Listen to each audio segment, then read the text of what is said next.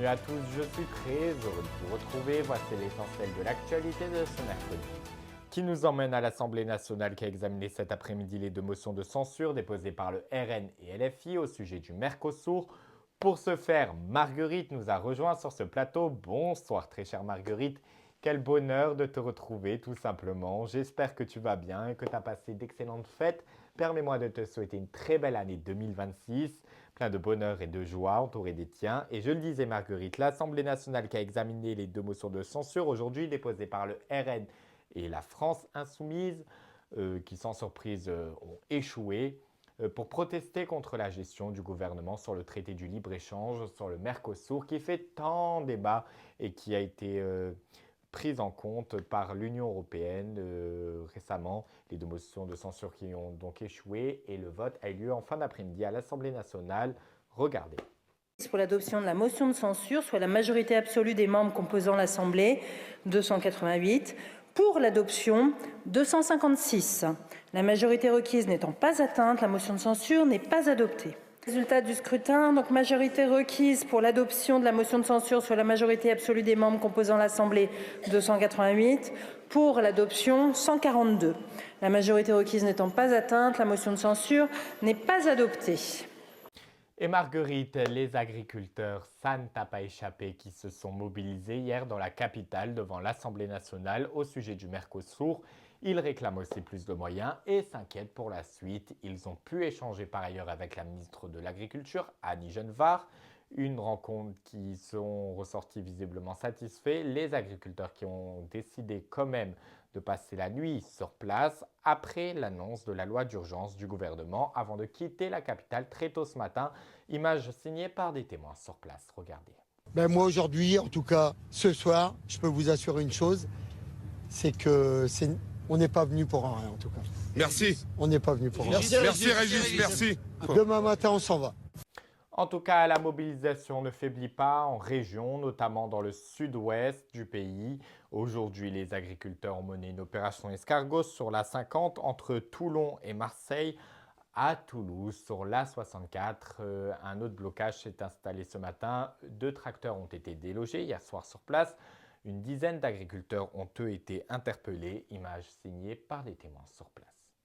Allez, ils m'ont pété le tracteur, regardez-les.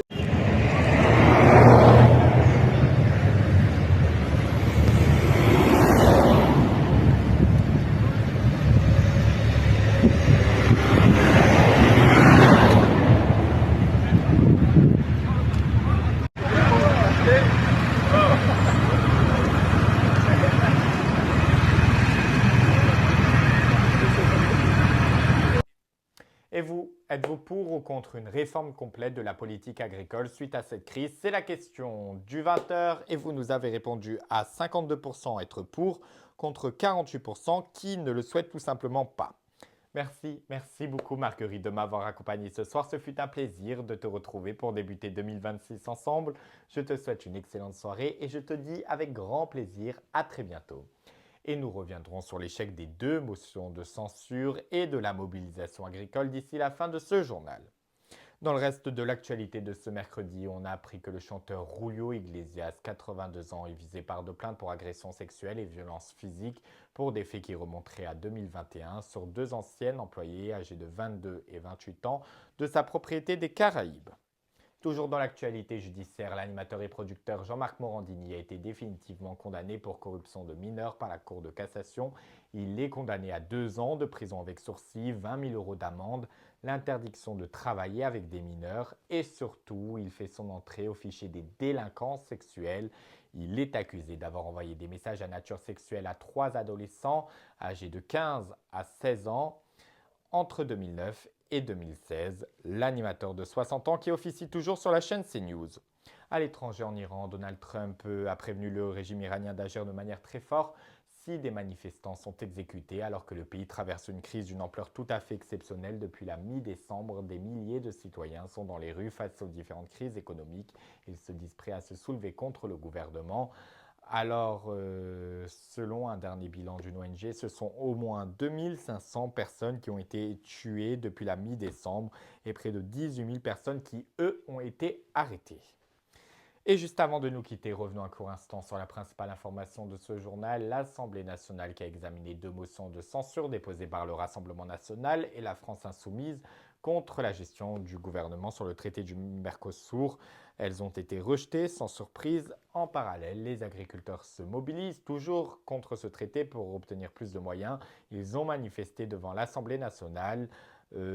Hier, ils ont rencontré également la ministre de l'Agriculture, Annie Genevard, et se sont dit satisfaits de cet échange. Ils ont passé la nuit sur place après l'annonce d'une loi d'urgence et puis ont quitté Paris au petit matin.